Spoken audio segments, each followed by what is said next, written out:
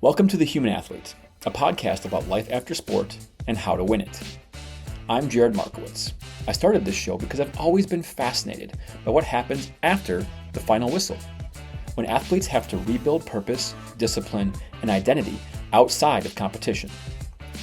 Every episode, you'll hear honest conversations with former athletes who are learning to lead, perform, and live with meaning beyond the game. Because the lessons sport teaches us can help us all live stronger, more intentional lives. Welcome back to The Human Athlete. Today, my guest is Kelsey Card, and she's a Southern Illinois native that's called Madison home for over 15 years. She's a two-time Olympian in the discus throw in track and field, competing at both the Rio and Tokyo games. Formerly, she competed for the Wisconsin Badgers and was a national champion, multi-time Big Ten champion, and All-American there. Kelsey is also a licensed massage and family therapist. Marriage, my goodness. While still competing, she completed graduate school at Edgewood University and opened her own business. In her private practice, Elephant in the Room Counseling, she specializes in couples and intimacy issues, as well as sports psychology work.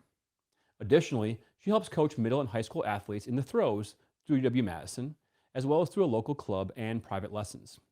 She's also currently the Lululemon Train Ambassador for the Madison area Lululemon store, and uses her platform to empower women and girls about their bodies and mental health. Kelsey, thanks for joining me. I'm excited to be here. The massage one got me. Because it's with what I specialize in. It's funny. Why not start out with a little bit of humor in the beginning of the show? Yep, I'm here for it. Yeah. All right. So I think what's really important for the audience to understand, first and foremost, is your athletic history. So where you came from, obviously a Badger, a thrower, and then some really awesome, amazing Olympic experiences, including actually the most recent one where you weren't necessarily a competitor, but you were what do they call it? So I dubbed myself the team mom. Okay, /dead you did. Okay, yes. I didn't know if it was actually like a role. Nope. Or... Even in my interview, that's what I called myself, and I think that's what got me the spot. But the actual title was athlete services coordinator, but that's boring. So yes, I was the team mom for Team USA in Paris. That's awesome. Cool. Yes. So walk us through just your experiences with that, throwing disc, evolving from a collegiate athlete then into an Olympic athlete. Yeah, I mean, for me, I feel like there was just different phases of development or evolving, I guess, because I was a multi-sport athlete from age 3 on whenever you played magnet soccer ball, and then going down to the one sport in college was kind of different and focusing on that. And then I was really lucky because I, with redshirting how and when I did, I was able to kind of time it that I graduated in 2016. So I graduated on the Olympic year. So Perfect. That was really, really nice. Yeah. And then for me, did you graduate in 4 years? No. So it's funny because I actually ran into trouble because I had so many credits from high school and I was trying to go 5 years because of track and UW didn't have my grad program that I wanted. So like I had to hop around a bit and I had several majors and a minor. And I stretched it out to 5 years with like little bitty, like less classes than normal, whatever. So it was kind of a weird academic thing. So I did go the 5 years. To get the red shirt and the time and everything. Yeah. But it worked out really good though to kind of just go that season. You had, your collegiate season, Big Tens, regionals, nationals, and then trials and Olympics. Yeah. So just all flowed. Yes. Right into the Olympics. Yeah. And I had actually wanted to get married that summer and my mom said no. You've got a lot on your plate. Yes, maybe we shouldn't be going to the wedding side right now. Yes. So my husband and I got married the next summer, but she's just like, no, we're not doing all that at once. So yes, had to delay a little bit, but it was all good. Cool. That's a really phenomenal path to walk and just be able to transition right into it where there's just all the structured, organized training with the UW team. How did things change for you in terms of training, who you were training with, coaches, that sort of thing, as you transitioned into Olympic trials and then eventually an Olympic athlete? Yeah, so I always say how lucky I am for this because I had the same coach from recruiting me out of high school to my retirement. Wow. And that at the same location too. Like I didn't have to follow him anywhere. Wow. So that I think is pretty rare. I don't know what the stats are, but I feel very, very lucky and that it's pretty rare to have had that. Yeah. So I was fortunate enough to stay and train with my coach, Davis Discus at Wisconsin. Okay. They had what was, I don't know how they do it now, but at least back in the day, they had what was called an Olympic waiver.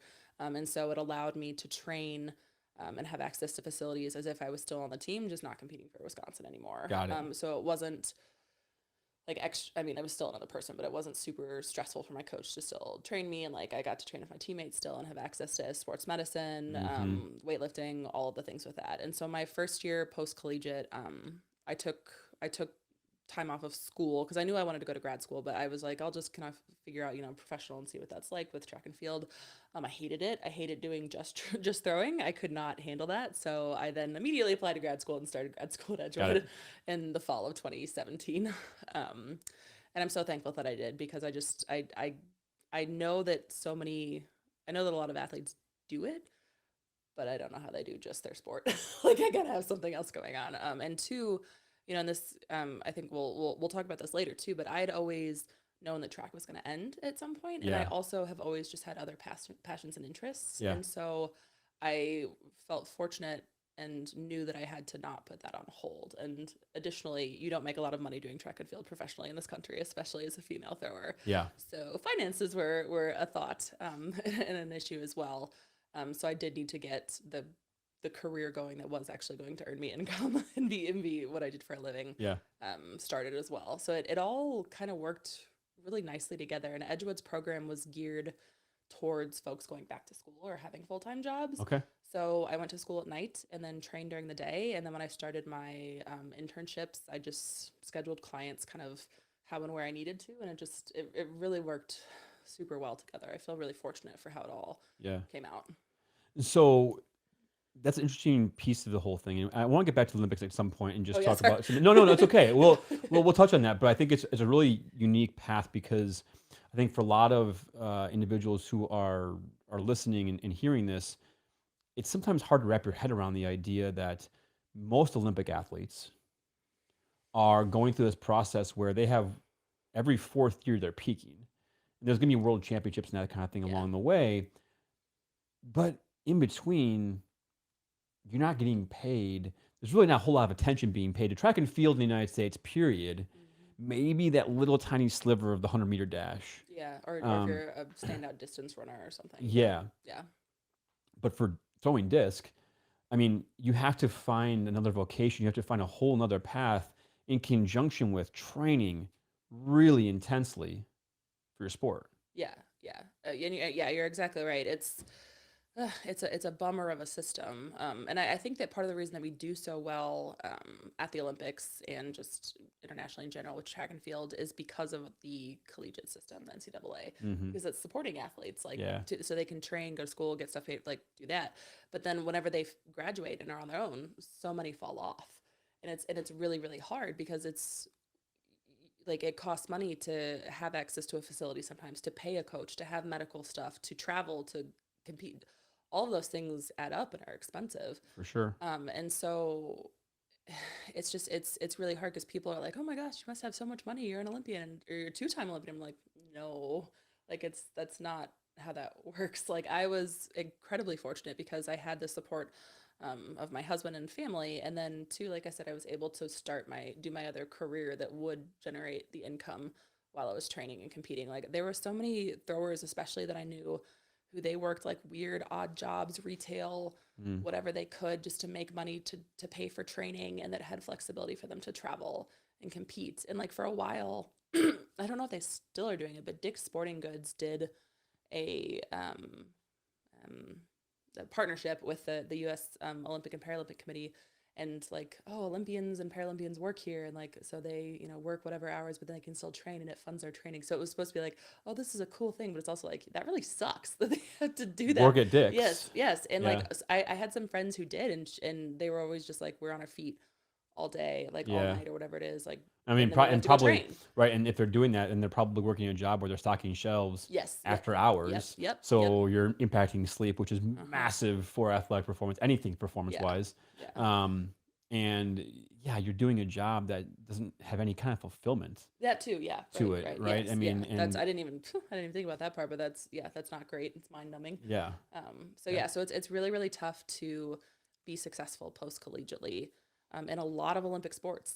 It really is, because it's the funding and the, I don't know if it's not even really the interest, but the funding just isn't there, Yeah.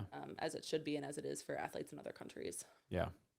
Well, and I think that that's where it gets really cool for you because I mean, everyone creates their own path, but you created your own path. I mean, you were going to, were you getting a master's in psychology? No, so I did my master's in marriage and family therapy. So Okay. that's what the actual degree is in, and then that's what I practice as a licensed therapist doing. Okay. Yeah. So then during the process between the 2016 and the 2020 games, you got your master's, got licensed, and Started opened a up the business. practice. Yep. Yeah. So I finished grad school in 2019. And that was actually a really great 2019. I know everyone jokes about like, oh, 2019 is the dream year, and then everything went to crap Yeah. after that. But Yeah. actually, like it was a really good year for me, because that year I graduated from grad school. I started my practice. I made the Pan Am team and the USA versus Europe and the World Championships team. It was just a really, really good year for me, like all around. Yeah. And I was really happy with how training was going and stuff.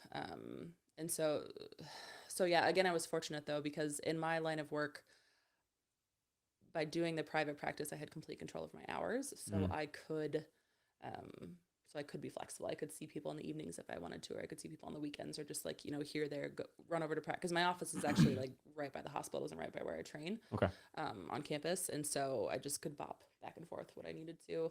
And then it was funny, because after the emergence of telehealth with the pandemic, when I was still training, I could see clients on the road. Like when I was, because it really wasn't a thing before the pandemic as Yeah. much. Like people didn't like it and were leery of it, but it really got popular. Teletherapy did. And so like I was actually at the trials in 2021, trials for Tokyo. And I was seeing clients sitting in my rental car, like the day before I competed, and like that was just normal for me. Like that was okay, because that was what I was used to. And I liked that sort of distraction and that, kind of cadence of my life. Well, and what a blessing. I mean, to be able to have that separation. Yeah. I mean, I feel like, and this is completely different, but we host a charity powerlifting meet at our gym every year, Nice. and it's our clients that do it. Our clients aren't almost across the board people who powerlift, people who have learned to be strong for themselves and find an interest in the idea of like, oh, cool, it'd be great to compete one day. And every single year, I have to talk to them when it's 8 o'clock in the morning. They've weighed in. They don't start lifting until 9. The guys won't start lifting until 9:30, 9:45, and they are like amped up and ready to go. I'm like, you have to chill out. You have to listen to it. You have to go breathe, go take a nap. I don't care, but you have to like Go shut take 5. off. You have to shut off so you can turn it back up. You can't be Yes. up for the next 3 hours. You're going to crash and burn. Yeah. But what a blessing to be able to have. I mean, really, in this case, to have COVID to allow for the telehealth Yes. to Yeah. occur, and then really, like you said, kind of maintain a normalcy of your schedule, which had already been, yeah, I'm training and I'm running my business. Yep. That can continue on all the way through the Yeah. Olympics. Yeah, and I can be anywhere in the world and see people. Yeah. It's really cool. And I always joke, because in grad school I actually did a project presentation on teletherapy and telehealth, and all of my classmates were like, that'll never catch on, it's so impersonal, it's not going to be a thing. And then I was like, who's laughing now after the pandemic? Uh-huh. So I love that twist of irony. But yeah, it comboed really, really well. Cool. I liked it a lot. Yeah. All right. So we're going to talk about a lot of things, and I really want to go into the identity stuff and the future of where you're going, but we have to touch on the Olympics somehow. So Oh yeah. what is your most unique or interesting story? We'll get to accomplishments and that sort of thing in a little bit, but I'm curious about your most unique or interesting story, because I imagine there's a lot of things behind the scenes that the public doesn't get a chance to see. What is yours? Oh geez. See, this is a weird question to answer, because I don't want to say that I don't feel like Tokyo counted, but it kind of didn't, because Yeah. it's just like we were there for like 3 days, and then you got shipped, and you were isolated, and Isolated, yeah. it wasn't an Olympic experience. It wasn't an experience where No, and so that's a huge bummer, especially for folks where that was their only games that they went to. Like Yeah. my heart hurts for them, because that was a struggle. And so I have my experience as an athlete in Rio, and then I have my experience as the den mother in Paris. Yeah. And so it's so fascinating. Some of the the experiences that I had. And I always say like jokingly, but also serious, like I really don't like watching sports. And people think that that's weird. So like, how can you be an athlete and be an Olympian and like not like sports? And I'm like, I don't like watching it. I never have. I mean, like growing up, my dad would have, the Cardinals, sorry, Brewers fans, the Cardinals game on the radio and all the things. But I did the sports. I just don't like watching them. Yeah. I can only watch if I have a serious vested interest. Like if I know someone, or I can usually watch track and field or volleyball. But where is I going with that? So it's just oh yeah. So for me, the sport, the actual Olympics events. Yes. Yeah. Yeah. And so for me, I was more interested in meeting all the people and doing that sort of thing, because with track and field, like yes, we're a big family, big community, but it was really, really cool to meet folks from other sports. Yeah. And then also, I'd done, prior to the Olympics, I did the Pan Am team in Canada, which is like an Olympics for this side of the hemisphere. And so it was cool to then have the whole world. And just, it was amazing. Like I got to meet so many really, really neat people in the village, not only from Team USA, but also other countries. Like pin trading is very real in the Olympics. Yeah. Like it is a hot game. And there was a girl from Thailand, and I was like trying to track a Thailand person down because they had an elephant pin, and elephants are my jam. And so, I mean, I assume. Yeah, I know elephant in the room gets all our counseling. Oh yes, yes. Mm-hmm. And so I asked her to trade, and whatever, not English, just hand gestures. And so we did, and like she saw how excited I was at the pin that she like gestured to wait, and she pulled out this giant elephant pin and gifted it to me, and it was like a special one that they only got like a couple of or whatever per athlete. And so like that was just so incredible and so cool. And then for me too, kind of backing up, before the way it worked with Rio, because of like the location and stuff, we went through team processing for the Olympics in Texas. Okay. And I chose to do it like right before the games, so I left from Texas to go to the games. Like, what does team processing mean? Just so so that's like where you go and you get your swag. Like you get okay. like the Nike stuff, the Polo Ralph Lauren, the hey, don't mess up and do stupid things at the game, which clearly people didn't abide by in Rio. Yeah. And then just like all the cool swag, all the stuff, and just like prep you to go basically. And so I actually had the opportunity to meet Venus and Serena Williams in the Polo Ralph Lauren like fitting, because they sit there and they like hem your crap like in an hour right in front of you. Really? Yeah, it was crazy. But growing up, my dad had always, kind of like used them as role models for me, because they were, bigger, stronger, had muscles, but also had curves and like were feminine. So even though I know nothing about tennis, like I always grew up like kind of like thinking about. I mean, it's an awesome story, right? I mean, African American women breaking into it and all these things. Yeah. And so it was cool because I then ran into them later, like at the airport, because they were actually flying on the same flight as me. And Venus and I just like hit it off. Like we were talking about Harry Potter and Screaming Babies, and it was just, oh my gosh, it was a blast. So she was so cool, and I loved chatting with her. So that was a really, really neat moment. But then too, just getting to meet athletes that no one will really ever hear about, or no one will see, or no one saw, or that kind of thing. Because I feel like that's the hard almost dichotomy of the Olympics as well as an American, is that, well, did you medal? Like, did you win? Like that's always the question that you get. And so many Americans do medal, obviously, because we're awesome. And also so many of us don't. Yeah. And so it's really kind of tough, because we have this expectation, I think, as a country that like, oh, if you've gone, you've medaled. Yeah.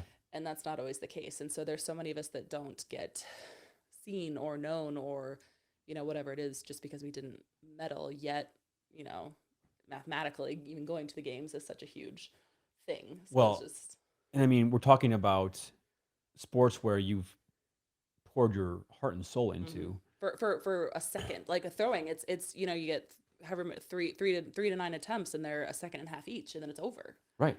So it's like that. And that's the thing. It's like, if you have an off day, if you're sick, if whatever, I mean, like that can all impact, and that's just being a human. Yes. At the end of the day. Yeah. And that can just completely change. I mean, it literally can change your future one way or the other, and might not be even relevant to how good you are or were. I mean, the Winter Games, this will be coming out well after the Winter Games are done, but Alyssa Liu, like she had just an incredible competition and last skate, and won the gold against two people theoretically who should easily have beaten her. Yep. But it was just in that moment, 4.5 minutes, she was the best. Yep. Yeah, it's sports are wild in that way, especially the individual sports like that. Yeah. It's crazy. Yeah.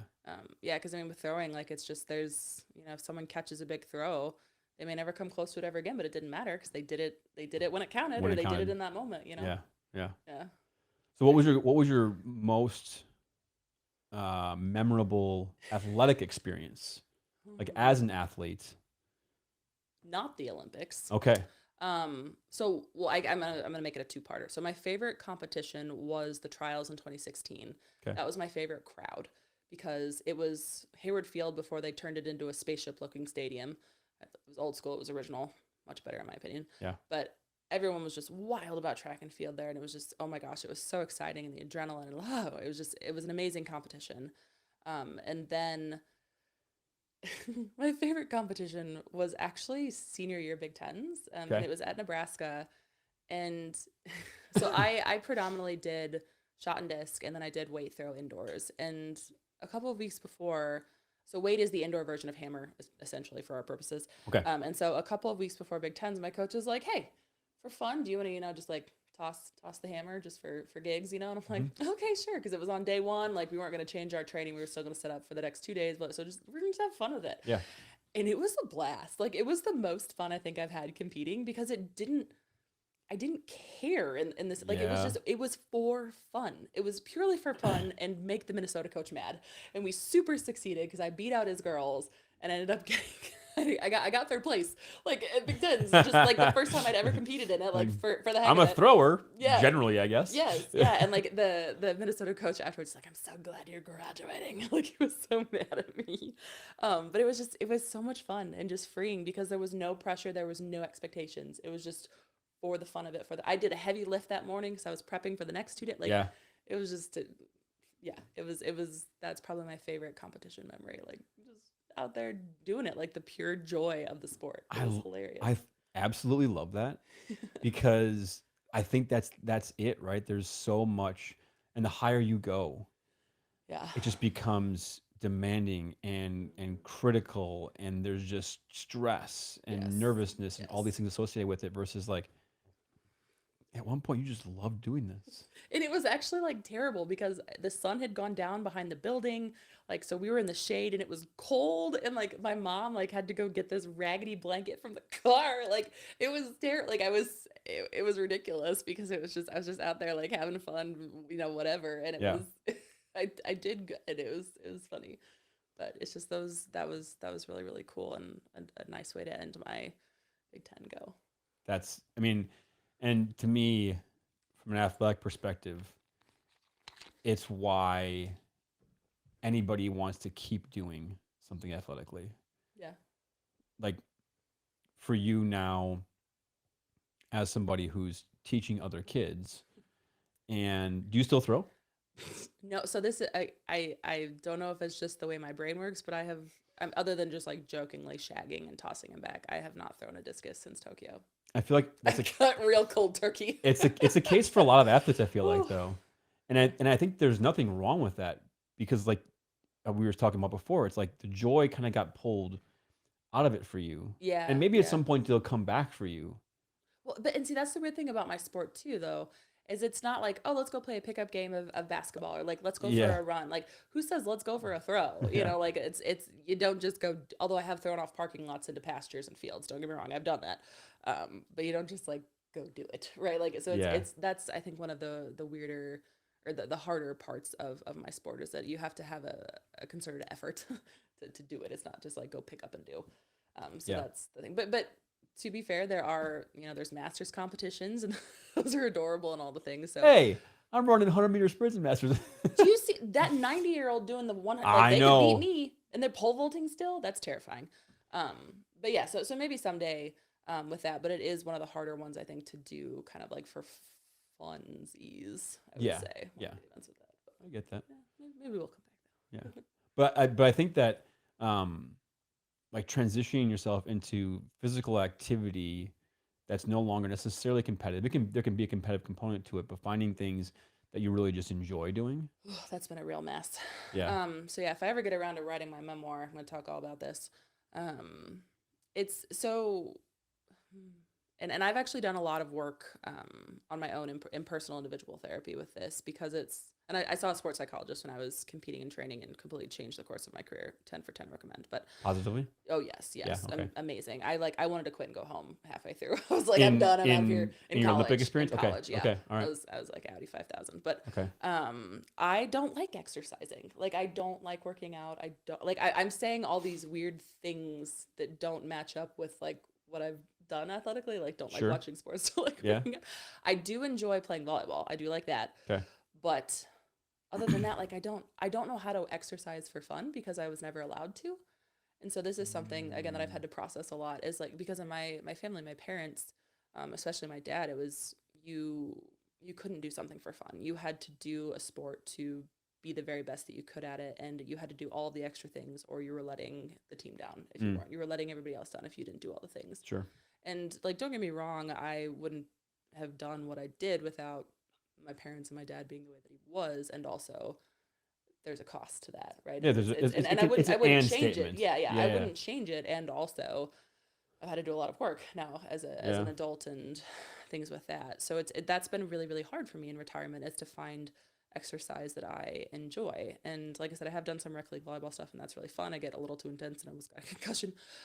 But I've actually started. So I partnered with a local gym, and I take random classes. Like we have like line dancing and like just like all sorts of Pilates and just like any type of exercise you can imagine, Yep. just to try to jar my system and do something fun because I did the same thing every day for so long and it was so structured and I had such oversight with me for it. And then I actually work out with a personal trainer now because I need that accountability. And like, I Mm, don't, and with the coaching part, I don't really have an interest in designing workouts. And like, I was never interested in that. Like yeah. I would ask my coach like, hey, like, why are we doing this? Or what does this mean? Or like, I'd take an active role in my training, but There's a difference between that, yeah, which is just taking some control or having some autonomy as yes. you go on, and like you said, having the same coach for that long of that period of time, you develop a relationship Hmm. where Yeah, like his you know family each was like other. my family. Oh, Yeah, for sure. I like can only imagine. I was with him. It was so cute. I was actually so with this is a bit of a sidebar, but in Rio there was the Zika virus issue, Mm-hmm. and I knew that my coach and his wife wanted to have one more kid,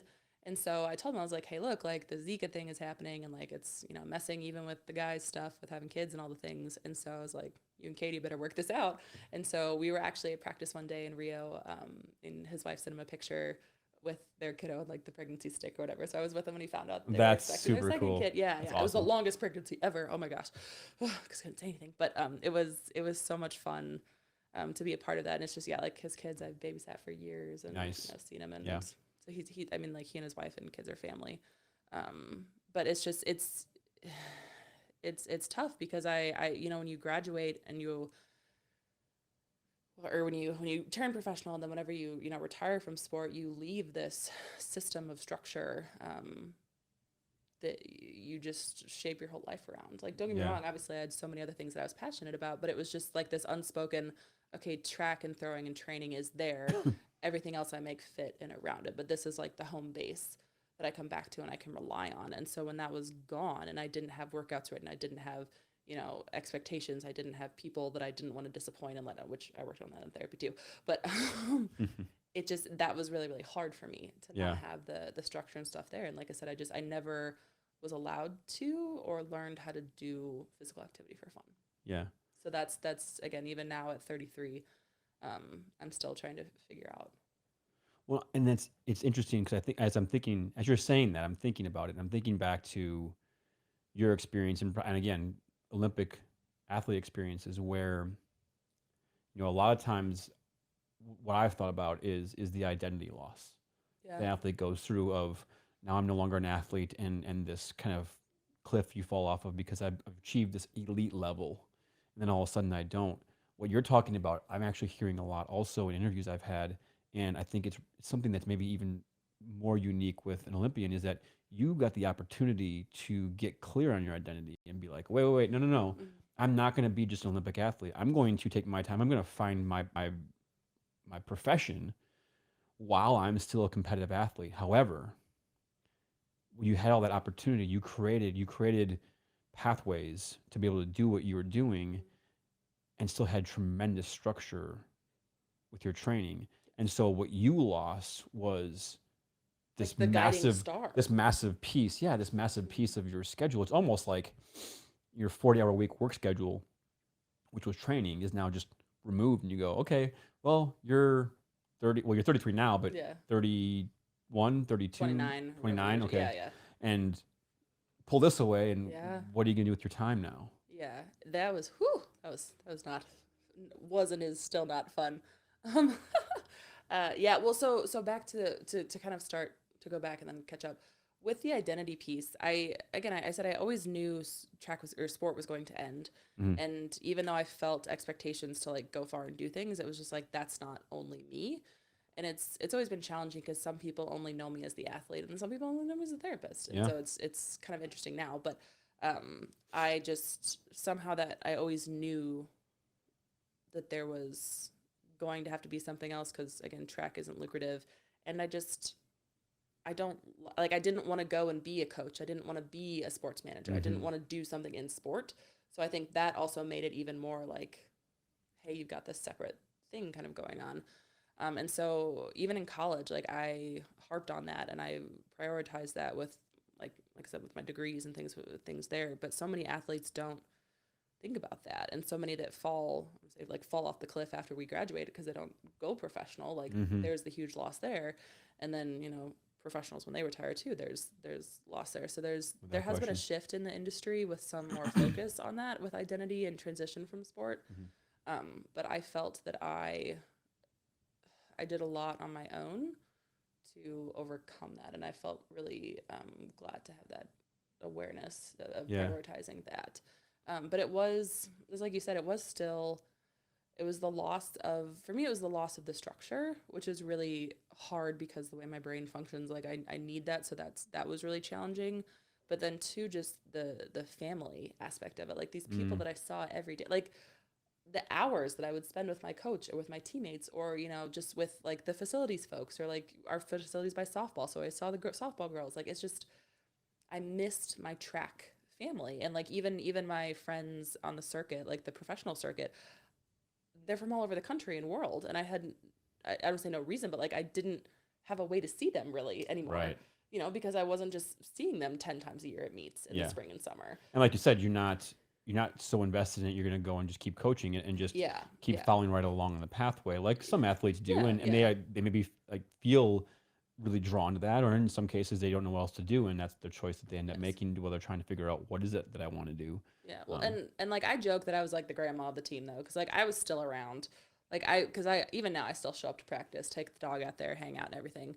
But then I was also fortunate because for a while I was a tutor and mentor in the athletic department at Wisconsin, and then now I actually do sports psychology work with Badger student athletes. which is great. Yes, and I'm on our alumni W Club board, so like there I have found other ways to stay involved and stay a part of it, but it was very much just a sharp drop off of you go from seeing these people hours and hours every week to I don't really have a reason to see you, or like I have Yeah. to shift my focus more to this other thing. What's coming next? Yeah, so it was I don't know, it was tough, and even for me deciding like with I think that I had kind of planned on retiring after Tokyo, and like this time well, the world was ending roughly this time 6 years ago, but I was like, yeah, like let's kind of go through the summer. I was in really great shape. Throwing and training was going excellent. I was super excited for the 2020 season. And then the pandemic happened, right? And Hmm. again, obviously impacted people way worse than this first world problem. And also it was really tough because everything just stopped and Yeah. stalled. And I like clung for dear life to keep training for another year and to keep focused and make that second team. And so I was just exhausted by then. And I'm so glad that I hung on and clung on and made it Hmm. the second time. And also I didn't love it anymore. Yeah. And so I really struggled, and my coach was like, hey, this is your decision. And also, these will be my expectations if you do keep going. And, here's the deadline to decide by. And so this is going to sound really dramatic, but I was traveling a lot in fall 2021 after the games. And so I was overseas in the Alps, which sounds really fancy, but so I like cried a bunch in the Alps. And then, and then my older sister lives in the mountains of Georgia. So I like cried a bunch in the mountains of Georgia. And I can distinctly remember it because I was like, what am I gonna do? Like, this is who I am, but I've got that. Like, it was awful. And then I was on a plane at like 4 a.m. from Georgia back home in the dark, bawling, listening to this one song, and I was just like, I'm done. Mm. And as soon as I committed, I felt like instant peace. It was really weird because I was just like, this feels like a movie, but it actually it felt like that. And don't get me wrong, like I still have all the emotions and the process, all of the things, and it comes back up. But it was such a switch when I was like, it's okay to be done. Yeah. And I think too, because that's the other part that a lot of people don't get, is that I didn't end because I was pregnant. I didn't end because I was old. I didn't end because I was injured. Mm-hmm. I retired of my own free will. You chose. Yeah, it was a choice. Yeah. And so I think sometimes folks struggle with that because usually one of those other factors is what dictates your retirement from athletics. Having control is a big deal. Yeah, yeah, but also two people are like, well, why wouldn't you keep going? Like that was and people were mostly good about it, but there was some stirrings of that, and it was just like I just didn't love it anymore. Yeah. And the amount of time, energy, resources that it requires, like it's not like you have to. Yeah. You've got to be committed, like heart and soul, everything. Yeah. Yeah. To do it at that level for that commitment, and again for 4 years for one opportunity. Yeah. Yeah. And you know it. You've gone through it. You had gone through it twice. Well, actually, Yes. technically 3 times. Oh yeah, because I had the trial. Well, because I competed at the trials in 2012 too. Right. But yeah.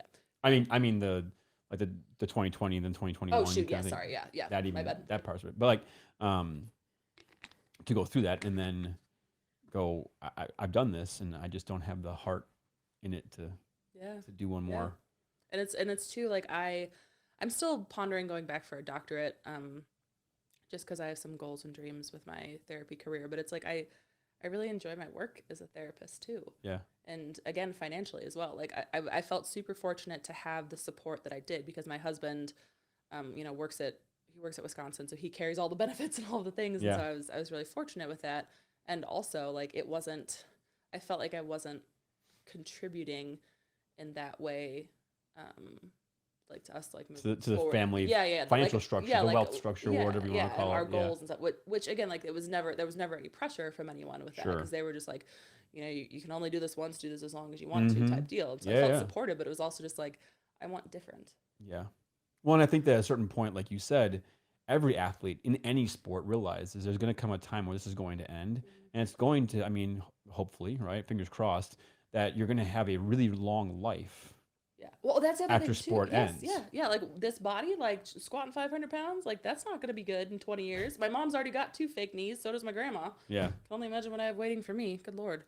That's very true. Oh, that's with the Lindsey Vonn stuff. People are just that's the thing that I thought about. I'm like, girl, like power to you for just getting out there and doing it. And also like, this is your body for the rest of your life. Like what, you almost lost the leg. Like what are we doing here? But again, everybody has different priorities and stuff, but it's just, that's a real thought because the way that I had to train as a thrower was not sustainable for like just real regular life, Yeah. Yeah. So it's just, that's very true too. Yeah. Okay. So your passion for therapy, where did that arise from? Well, so I always knew I wanted to help people and I love talking to people. One of my mom's coworkers, my mom's a teacher, but so one of her fellow teachers said that I could make friends with a doorknob, which I'm going to take as a compliment. I mean, you can always take everything as a compliment if you want to. Yes. And so I actually started out pre-nursing because my older sister is a PA, and I was like, oh yeah, helping people. Good. Mm-hmm. And then first year of college, I did some like pre-nursing stuff, and I was like, oh my gosh, blood and needles, this is a no for me. And then I like lost my identity. I was like, I don't know what direction to go. And my mom is a middle school counselor, and so I was like, okay, like there's this whatever. But then I thought about it, and I was like, I actually do really enjoy this. And then this is gonna sound so ridiculous, but have you seen the movie Meet the Fockers? Yes. Okay, so I wanted to be Roz. I was like, maybe not with people on my front porch doing, sex-a-lotties, but I want to do that. And, sex education and relationships and intimacy and, sexual health and wellness and stuff was always something of interest to me because it just wasn't talked about growing up. And or very much avoided. Yes. And I'm you're a Midwesterner, right? So it's like, farm town. Yeah. We got no. Yeah. We got STD picture day. in health class. We didn't even have health class, right? We had the birth video and anatomy class to terrify you. And so I was just always interested in that, and like helping people because it's such a big part of people's lives, in so many ways, and yet it's just not talked about in the shame and just misinformation. Mm-hmm. And so I did a ton of research, and I interviewed a lot of people in the field, and just kind of found my way with, all right, like what route with therapy do I want to go? Like how do I do the specialization? How to do both? And just kind of found my way with my undergrad degrees, and then picking the therapeutic route for grad school that I wanted to go.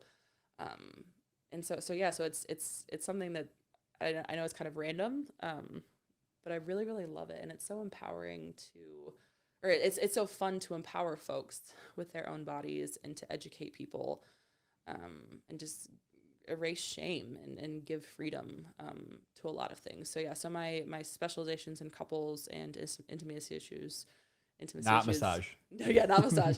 You knew it's not awkward, or it's totally professional. Is really fulfilling and fun. And then I'm fortunate though too that the sports psychology parts, come pretty naturally to me, because not only do I have the psychology training, but I've been them. You know, Yeah. I've been in their seat literally, because again, I worked with my own sports psychologist too, when I was competing. And so many providers, you know, bless them, and there's some great providers, but a lot of them have no clue what it's like to actually be under that kind of pressure. Like because you can read about it in a book and yeah, but Mm-hmm. if you haven't been on that stage on a internationally televised event, like I feel like there's something missing there, or like there's a Yeah. part that Like there's a gap you just can't comprehend. Yes. Yeah. Yeah. And two, you know, being that I was a Badger, and I know the systems, I know the expectations, like it's been really rewarding to work with my Badger student athletes too, because it's like I've been them, and I can not only help them with their sport performance, but also I really look at them as people. Mm. And I think that's a huge difference, with other providers too, is that yes, we do the sports performance, but also, you know, did you have a fight with your boyfriend last night? That Mm-hmm. might affect your performance, right? Mm-hmm. You know, is your mom sick? Like all these things, that are going on for them as people impact how we are as athletes. And I can really speak to that and hold space and work with them through that. So I feel like that's such a huge piece, because in the world of collegiate athletics, there are the money sports, basketball and football and that kind of thing. And I feel like basketball is probably the example that I would lean in more on the most. Maybe like women's volleyball for us too, because for us as fans, we can see their faces, Yeah. we can see their performance, and we can go, oh, that person, that guy, that girl didn't perform well, and you know, now you can go online and you can just berate them, or why, you know, whatever happened.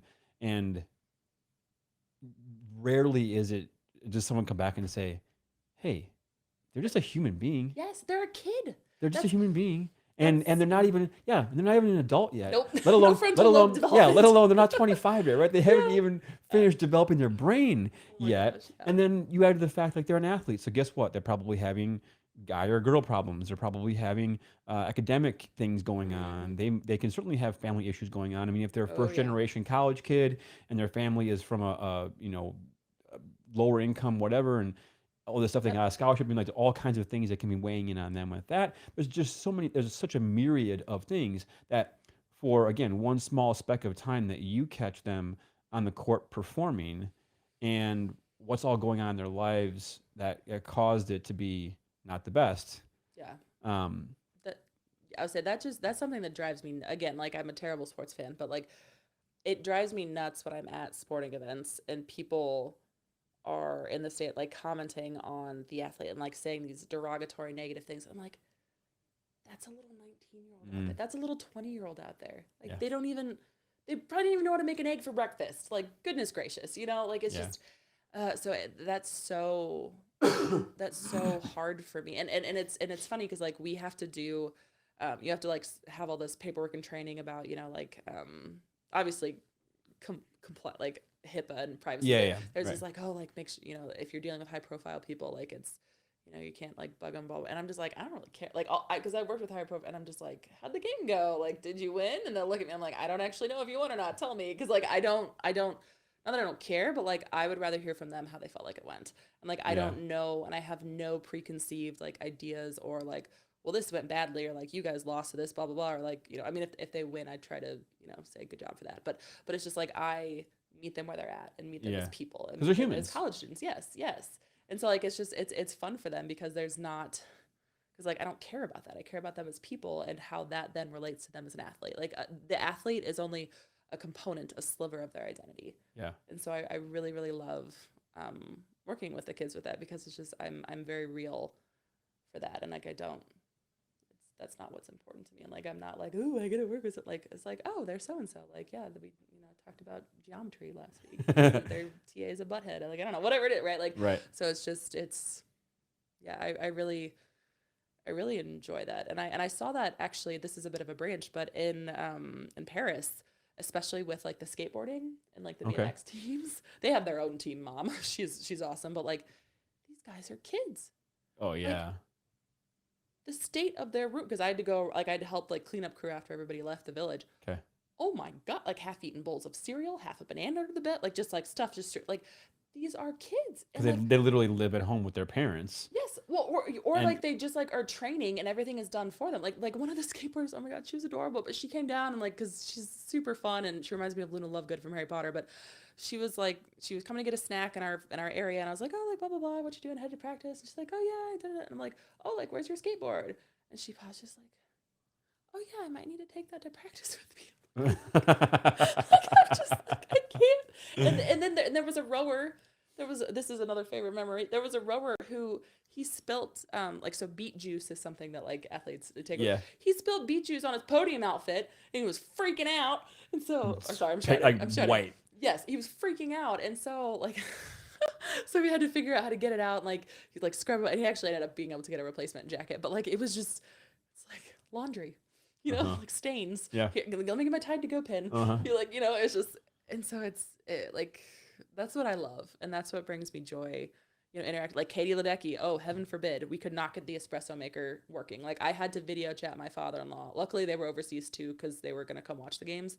But I had to video chat him because I was like, okay, the name on this espresso maker in our area, because the lines were too long in the rest of the village. So we had our own thing. Yeah. I was like, this brand looks familiar. And I was like, I think this is the one my father-in-law has because they're huge espresso coffee people. Okay. So I video chatted him and he talked me through it and we got coffee and espresso for Katie and the swimmers. By golly, we did it. But it's just, yeah, it's like those are the real things. And then like the gymnastics girls, like they really are that tiny. Yeah. Like they're adorable. And then like another favorite, Coco, the tennis player. Yeah. Which again, like I know they're like good, but Yes. like I know them as people. But like she like lost her bag 5 places. Like she just like left it play, and I'm like, oh my gosh.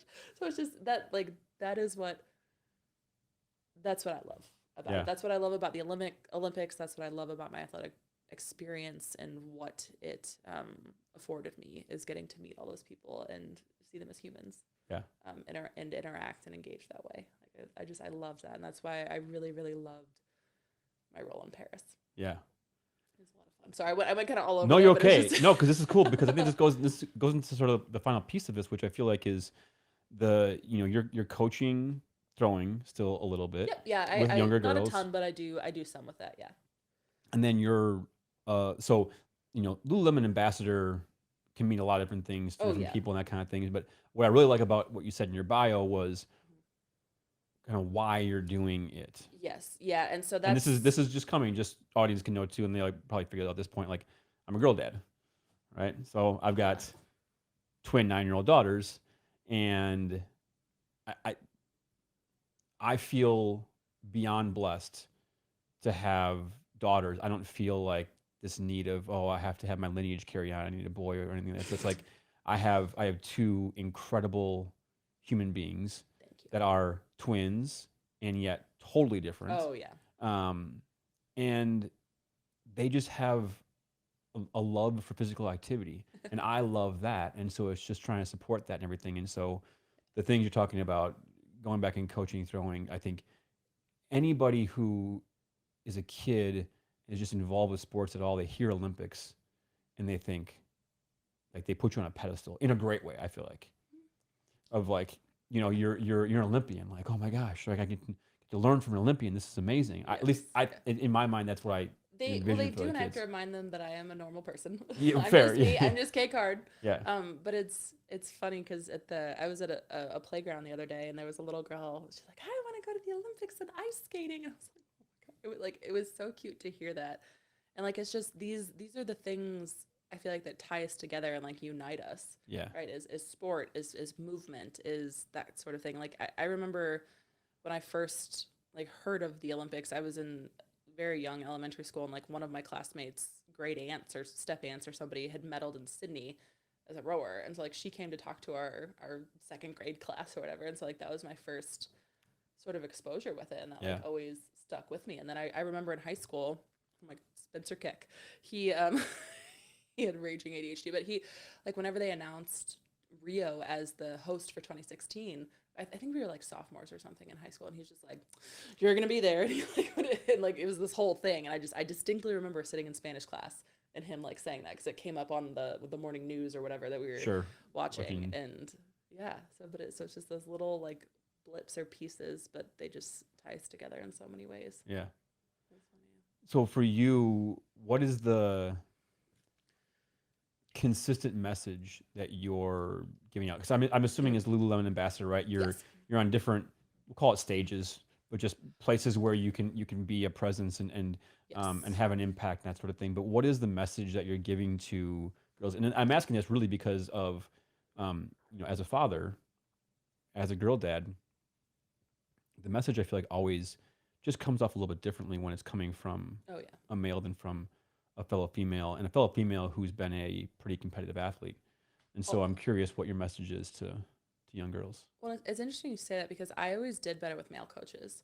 Like I struggle. I mean, I could do well with a female coach, but I feel like it was always harder for me because it felt like meaner and more personal. Whereas like my Mm. coach could say like that was crap, and I wouldn't take it as personal as like if a woman, my male coach, sorry. So my mom and I've talked about that at length because it's really interesting. Like I don't Hmm. like being coached by women Okay. in that regard. And I also never had. I mean, my sister was a D1 athlete, but like I didn't have a lot of like female athlete real life role Role models models, with that, like, sure. and so it's just, and I always played with the boys, and I always like beat them up and did all the things. So for me, getting to be a girl, be a woman, and be like a regular real person, I think is huge. And then with obviously my mental health component, because I've spoken about that, but also I'm not small, I'm Hmm. large. I've Hmm. always been bigger. Yeah. And growing up, like opposing teams fans would say, number 27's a man or whatever, like during volleyball matches and stuff, and whatever. But so I always faced a lot of shame and judgment with my body and my appearance. And so being bigger, being muscular, having the weird composition of my body that I did and do, it feels really, really good to show girls that that's okay. And like Yeah. throwing, even when I was younger, was like, ugh, like the fat girl, like dirty, like, ugh, like.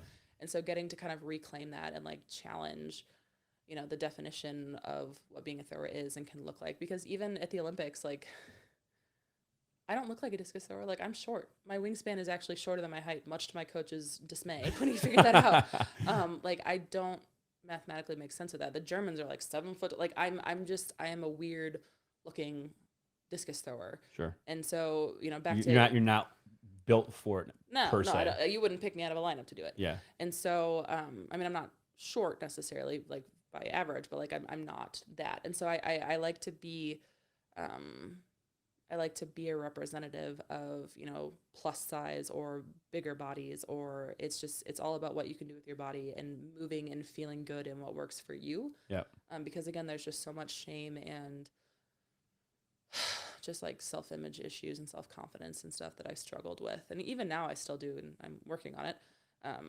But with the Lululemon ambassadorship, I've gotten to do a lot of really cool work with body positivity and size inclusivity, Mm-hmm. because it's a little bit of a struggle, but like they do have more sizes than you like think that they would, or than I thought they did before I started working with the brand. Sure. So that's been really fun to meet up with people and host events for that. And then we won a grant a couple of years ago to put on a female athlete mental health talk series, and so we did that with high school athletes and their coaches and families. And so we Cool. did 6, I think 4 or 6 series of Locally? talks with. Yep. And Cool. it was, excuse me, it was really cool to win that, the funding to put that on. I did that with my fellow ambassador Scott Britton. He was the run guy. Yeah. Um, Scott's a friend. yeah. Yeah. He's yeah. Yep. And so I've been afforded a lot of really cool opportunities to share, hey, like this is okay and this is normal. And so what if you have calves that could knock somebody out? Oh well, right? Like and just to, dress how you feel comfortable and just move your body, and that's what matters. So the body positivity and mental health are my biggest components that I try to impart to people. And then also, again, just remember you're a person doing life for the first time. Yeah. It's okay. Yeah. Right. And it's, just, we're all just figuring it out. Amen to that. Yeah. So that's kind of where I'm at with it. Like it. And I think that there's one piece in there too that I just observed. I mean, I'm sure to some degree you talk about this, but there's this perception that people find a sport like discus or the lesser known sports for Olympics by going, oh well, my body best fits into that. It sounds like for you it's kind of like you were just moving, doing whatever, and I wanted to get out of running another event is what happened in 7th grade. Yeah. My dad made me learn how to do discus, and then I saw shot put and I was like, this can get me out of a running event. I'm gonna go do that as well. So that's how that started. Hey. Yes. But like I think that also just is a testament to the level at which one can achieve. And this is where I think it becomes a more global learning issue. Is the level at which one can achieve isn't necessarily based on genetics. Like, oh yeah, you worked your butt off and you were able to achieve becoming an Olympian in a sport where your body wasn't built optimally for that sport.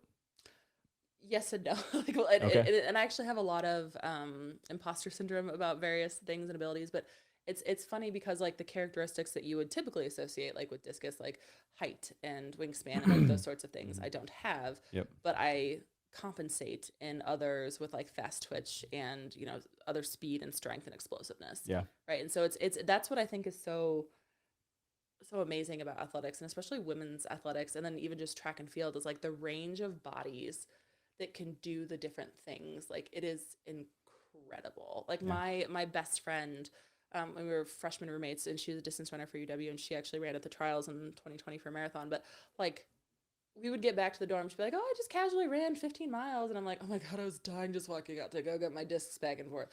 But like each so unique and powerful in our own ways, and on the same team. Yeah. But incredibly different. And then two, just like combinations of,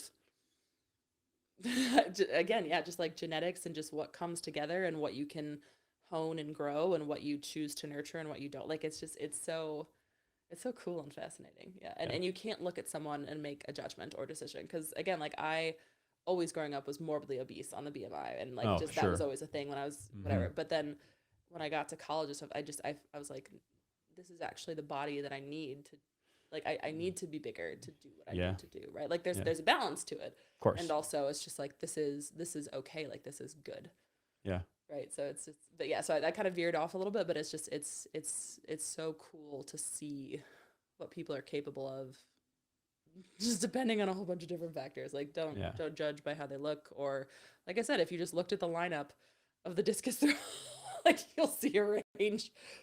That's fun. Yes. I'm very, very short, especially compared to the Europeans. Yeah. But that's okay. I feel like they're like the machine, right? They just they find the body type and they just put you into that. And yes. But they also support their athletes there, though. The government supports with funding too, though. So that's nice. Yeah. I love that. I mean, and I love where you're at now, because I feel like the work you put in opened doors for you to be able to share your message with such a more broad audience, which I feel like is really what what it feels like you've been put here to actually do. Yes. Yeah. It's to share a message of positivity, of connection, connect with people. and that it's okay to be vulnerable and to struggle and all these other things too. Like that's a part of the whole thing. Yes. And it just carries more weight sometimes when someone talking about it is like, and I've lived through this at a really, really high level, a level that most people don't experience, can't experience. Yeah. Yeah, I agree. And it's, I've always been very open about mental health and going to therapy. Like I don't think I could trust a therapist that hasn't gone to their own therapy, to be honest. Because it's just, it's so important, and having that space and prioritizing that, it matters, right? It's like, you go to the gym to train to jump higher. Well, go to the brain gym to, accomplish whatever you want to or need to there. Mm-hmm. And yeah, I just, like I said, the sports part is great, and yet it was the medium through which I can connect with people and share and empower and educate. And that for me is really, really fun. And like I said, that's what I've always loved about the games and sport, is the people, good and bad. There's some interesting experiences on the other side, but it's all part of it. Awesome. And I think with that, I mean, being this is a human athlete podcast, what is the best way for people who are going through their own struggles, who want to connect with you, touch base, message you, or whatever it might be? What's the best way for them to get a hold of you? Yeah. So, I mean, I'm licensed in Illinois and Wisconsin, if you want to see me as a client, Okay. At Elephant in the Room Counseling, but I am on the social medias, the Insta, Google, Face, Tweet. Although it's funny because when you were talking about how athletes today can be so harassed by the public with social media, which is so true. But like, I distinctly remember I did not get an Instagram until right after I made the team in 2016. My coach is like, you need to start an Instagram and blah, blah. So like, social media, like it's all so funny to me. But yes, I am on all the social medias. As I've told you, I'm very bad with technology, but I try my best to respond. And I do various talks with schools and coaches groups and just things like that. And so I'm happy to offer resources, literary or just otherwise. And yeah, like I said, empower folks and be you. Cool. Yes. That's a great way to end the podcast. All right. Well, thank you for coming. It's great to have you in the podcast space and have a face-to-face conversation. I'm learning that these are much more enjoyable for me also to be able to talk to somebody face-to-face. So I appreciate you. Yes, I agree. I love the in-person, and thank you for having me. This was a lot of fun. Thanks. Thanks for listening to The Human Athlete. These conversations remind us that who we are beyond sport matters just as much as who we were in it. If this episode made you think or helped you see your own story a little differently, share it with someone who might need to hear it. I'm Jared Markowitz, and until next time, keep showing up, keep growing, and keep finding ways to win the game that matters the most: life.